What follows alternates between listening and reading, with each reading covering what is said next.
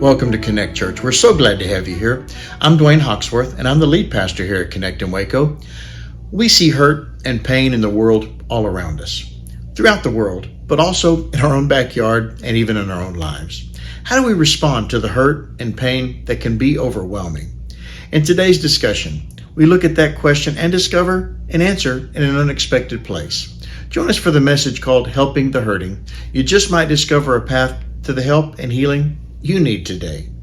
We invite you to connect with us here at Connect Church and perhaps even prayerfully and financially support what we're doing. To connect with us, all you need to do is take your cell phone and text the words Connect Church to 94,000. That's the words Connect Church to 94,000. When you do, you'll receive a link to both connect with us and to give if you like. You can also go to our website at connectwaco.com.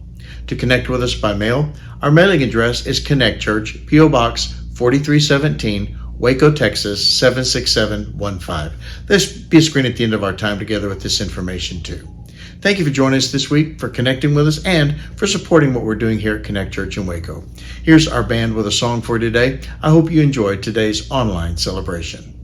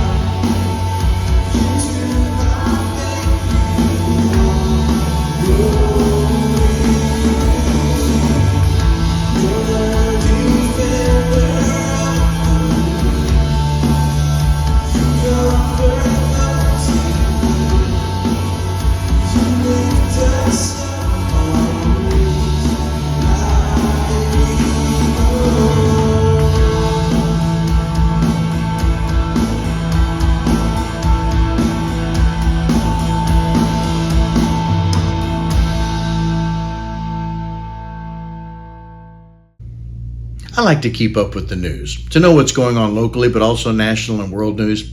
We live in a hurting world. The hard part of keeping up with the news is how much of it is bad news, sad news. There's so much of that kind of news it can really become depressing and overwhelming. In response to all the bad news, one of our local TV stations does something I like. Each week, they highlight a good news story. They call it Good News Friday. This news story features something good that happened to someone or somewhere. These stories are always enjoyable and encouraging. They're a bright contrast to the negative and bad stories. We need to know what's going on in the world around us, and that includes the bad news. We should not just stick our heads in the sand.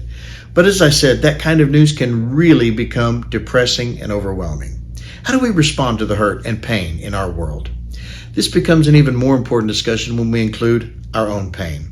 Whether it's a sickness we're facing, the loss of a job or a dream, the loss of a loved one, the loss or pain of any kind. Whatever the pain and hurt is, the hurt's real. How are we to handle our own pain?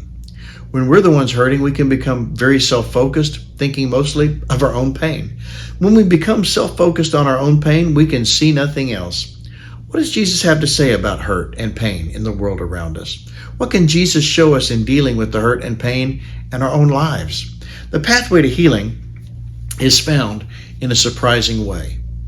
The way to find healing for ourselves, that surprisingly is a path that brings healing to the hurt around us. The path that brings healing to the world around us also brings help and healing to ourselves. Something we need to understand is God works through people to accomplish His will. That's the exciting part of following Jesus. We become partners with Him in the work He's doing in the world. So let me say that again. God works through people to accomplish His will. God works through people like you and me to accomplish His will. Most of the time, when the Lord works through angels in Scripture, they bring a message to someone about the work the Lord wants them to accomplish. That's what the word angel means, messenger. The angel brings the message. The person does the work. You become God's angel, His messenger, His partner in meeting needs. What does that mean for us? It means the Lord wants to work through you to accomplish His will and meet the needs of others. Here's what we'll discover. Giving to help others and accomplish God's will opens the door to the day when we are the one who needs help. Helping others opens the door to the help we need. Let me say that again. Helping others opens the door to the help we need. You can read this in the New Testament letter written by one of Jesus' followers. He recorded what Jesus said, and we can read it in what we know today as the Gospel of Luke, chapter 6, verse 38. Jesus said, "Give, and it will be given to you. A good measure, pressed down, shaken together, and running over, will be poured into your lap. For with the measure you use, it will be measured to you." The King James Version translates parts of this verse to say, "Shall men give into your bosom?" This verse is often used in talking about giving money. But in addition to our treasure or money, this includes the giving of our time, our talent, our abilities, but mostly it's the giving of ourselves to help someone in need. Look at what Jesus said, "For with the measure you use, it will be measured to you." That means helping others opens the door to the help we need. One day a man asked Jesus, "Who's my neighbor?" He wanted to know who he had to show compassion to, who he had to love as he loved himself. He was trying to justify limiting his circle of love, to limit the people he had to love, to show compassion and help.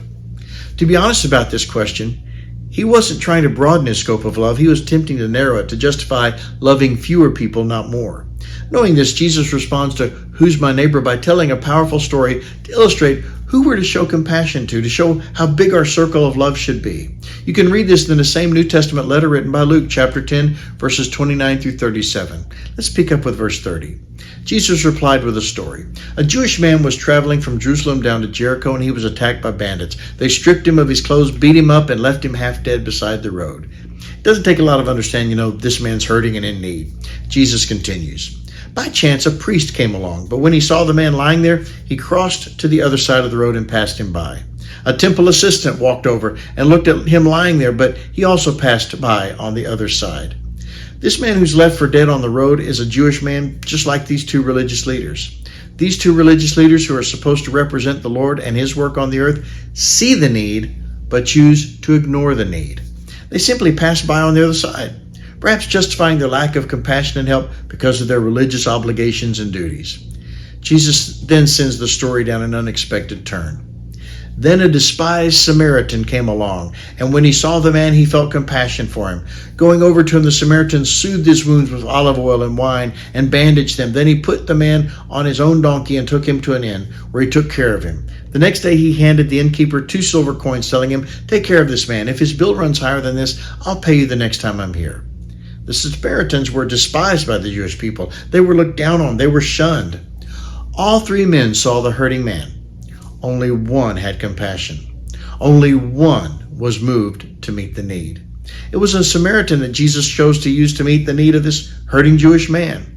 Only one took of his time, his abilities, and his money to help the needs of this man who could not help himself. Jesus then asked this man who questioned who his neighbor is, "Now which of these three would you say was a neighbor to the man who was attacked by bandits?" Jesus asked. The man replied, "The one who showed him mercy." Then Jesus said, "Yes, now go and do the same." This man answered Jesus' question correctly. But then Jesus also uses his answer to give him some important instructions. Then Jesus said, "Yes, now go and do the same." Here's the point to all of this. Don't miss it. The pathway to your own healing is found in meeting the need you see in front of you. Let me say that again. The pathway to your own healing is found in meeting the need you see in front of you. You find your own healing when you help to heal others. Let me say that again. You find your own healing when you help to heal others. From your own hurts and pains, you have experience that can help and heal others. Following a traumatic brain injury, it was people that had faced concussions themselves that understood what I was going through. They reached out and helped me navigate that difficult time. Now I try to do the same for others in need of help and healing from a traumatic brain injury. I found healing for myself in helping others. There are hurting people and needs all around you. You can't meet them all, but you can meet the need that's right in front of you. Just like the man on the road who lay dying, there are hurting people and needs right in front of you. Do you choose to see them? Or, like the religious leaders in Jesus' story, do you choose to pass by on the other side of the road? Edward Everett Hale said something that can help us take the next step. Here's what he said. "I'm only one, but I am one. I cannot do everything, but I can do something, and because I cannot do everything, I will not refuse to do the something that I can do." You just may be God's answer to someone's prayers. We can choose to open our eyes to the pain that's right in front of us. We can't heal the hurt and pain in the whole world, but we can help and heal the hurt and pain that's right in front of us. If we would all live this way, the way Jesus lived, then a great deal of the world's hurt and pain would start to heal. Because you just may be God's answer to someone's prayers.